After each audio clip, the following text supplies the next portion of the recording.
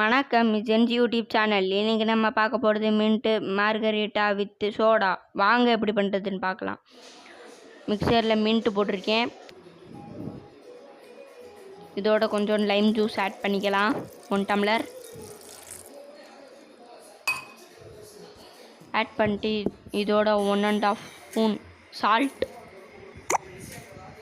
Add பண்ணிக்கலாம்.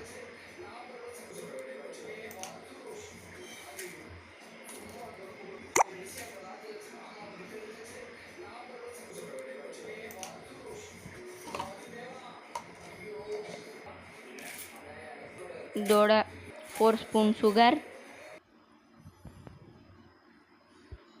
போட்டுட்டு இதில் சோடா ஆட் பண்ணிடலாம்.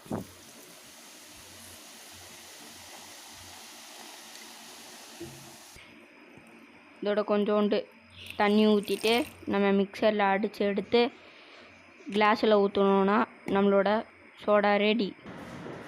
லைக் பண்ணிடுங்க. பாய்.